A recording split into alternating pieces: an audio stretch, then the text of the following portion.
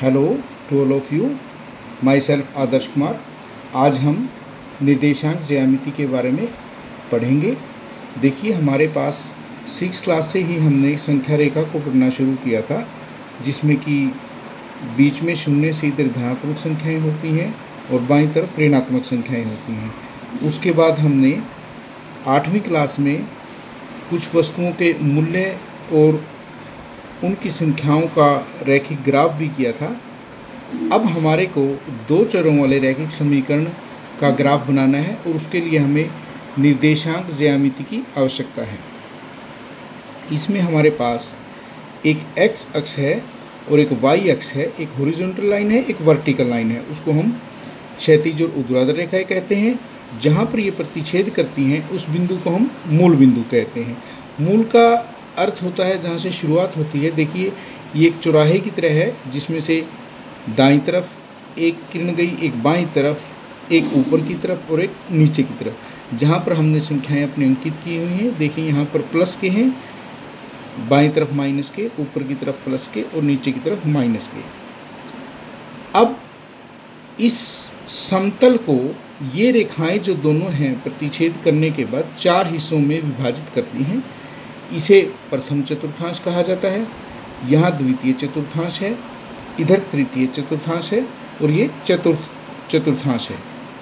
निर्देशांक ज्यामिति की जो आवश्यकता है हमें किसी भी वस्तु की स्थिति को स्पष्ट करने के लिए है। जैसे मैं यहाँ की बात करूँ, अगर यहाँ से हम अगर दूरी ज्ञात करना चाहें, एक्स अक्ष की तरफ देखिए, ये हमारा एक बिंदु है, इससे हम 3 इकाई की दूरी पर हैं और इस बिंदु से हम 2 इकाई की दूरी पर हैं। तो ये दूरी को स्पष्ट करने के लिए और स्थिति को स्पष्ट करने के लिए प्रयोग किया जाता है। उसके बाद हम देखेंगे कि निर्देशांक ज्यामिति में सबसे पहले x का मान, उसके बाद y का मान दर्शाया जाता है। x के मान को भुज कहते हैं, y के मान को कोटि कहते हैं, और जब दोनों मानों को हम दिखाते हैं उसे निर्देशांक कहा जाता है। कुछ बिंदुओं की सहायता से मैं बताना चाहूँगा। यदि हम इस बिंदु से देखें, x अक्ष की तरफ हम देखते हैं तो -5 है, और y अक्ष की तरफ अगर हम देखें तो 5 है, उसे -5 और 5 दर्शाया जाएगा। इस x अक्ष पर y का मान 0 होता है। यदि हम इस बिंदु की बात करें, यहाँ x का मान -4 है और y का मान 0 होगा। यहाँ पर y का मान 7 है, ये y अक्ष है, तो x का मान क्या होगा? 0 होगा। प्रथम चतुर्थांश में कोई भी निर्देशांक होगा तो उसमें दोनों संख्याएं धनात्मक होंगी, तो प्रथम चतुर्थांश को हम प्लस वाली संख्याओं से निर्देशित करेंगे। उसके बाद द्वितीय चतुर्थांश में देखिए, x अक्ष की तरफ माइनस है और y अक्ष की तरफ धनात्मक है, तो हम उसको माइनस और प्लस से दिखाएंगे सभी संख्याओं को। इसमें जो भी संख्याएं होंगी दोनों ही ऋणात्मक होंगी। उसके बाद चतुर्थांश की बारी आती है। उसमें क्या होगा? हमारे पास x का मान प्लस होगा और y का मान माइनस होगा। प्लस और माइनस से हम इसको दर्शाएंगे। अब देखिए, निर्देशांक ज्यामिति का एक और यूज़ है।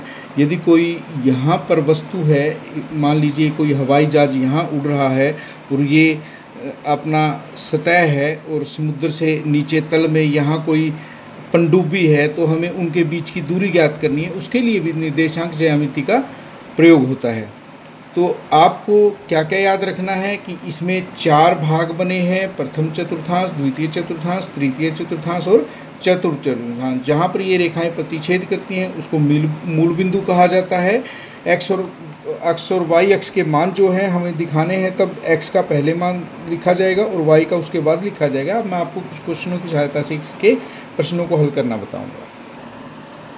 देखिए, हमारे पास ये x अक्ष है और ये y अक्ष है। उसके बाद B, D, C, G, E और H, M ये कुछ बिंदु हमारे को दिखाए गए हैं और इससे संबंधित हमें क्वेश्चन करने हैं। एक बिंदु हमारा यहाँ L है। सबसे पहला क्वेश्चन देखिए, आकृति को देखकर बताइए कि B के निर्देशांक क्या है। B यहाँ है। सबसे पहले निर्देशांक में हमें पता है कि हमें x का मान लिखना होता है, जिसे भुज कहते हैं। उसके बाद y का मान लिखना होता है, जिसे कोटि कहते हैं। x अक्ष की तरफ देखिए -5 है और y अक्ष की तरफ देखिए 2 है। तो इसके निर्देशांक -5 और 2 होंगे। उसके बाद देखिए सी के निर्देशांक बताइए। सी बिंदु हमारा यहाँ पर है, एक्स अक्ष की तरफ देखिए 5 है और वाई अक्ष की तरफ देखिए -5 है, तो इसके निर्देशांक 5 और -5 होंगे। नेक्स्ट क्वेश्चन हमारा है -3 -5 को निर्देशित करने वाला निर्देशांक जो है कौन सा है। ये देखिए यहाँ से हम देखें -3 से -5 की ओर चले और यहाँ से हमने देखा कि हमारा -5 वाई अक्ष की तरफ है, तो -3 और -5 को निर्देशित करने वाला हमारा निर्देशांक ई है।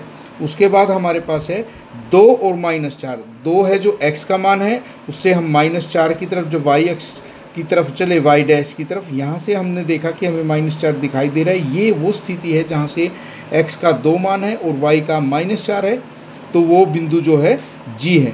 उसके बाद हमें D का भुज बताना है। ये हमारा बिंदु D है। भुज का मतलब x का मान है और x अक्ष की तरफ हमने देखा तो 6 है, तो D का भुज 6 होगा। h का कोटि हमें बताना है। h बिंदु हमारा देखिए यहाँ है और कोटि का मतलब y का मान, हमने y अक्ष की तरफ जब देखा तो हमें -3 दिखाई दे रहा है, तो इसका कोटि जो है h का वो -3 है। l के हमें निर्देशांक बताने हैं। l बिंदु हमारा यहाँ पर है, यहाँ पर y का मान 5 है और y अक्ष पे x के सभी मान 0 होते हैं, तो l के निर्देशांक 0, 5 होंगे। उसके बाद हमें m के निर्देशांक बताने हैं। यहाँ पर x अक्ष पर x का मान जो है -3 है और y का मान 0 होगा x पर सभी पर। यहाँ पर निर्देशांक जो बनेंगे m के वो होंगे -3 और 0। तो इस प्रकार हम सभी क्वेश्चनों को हल कर सकते हैं।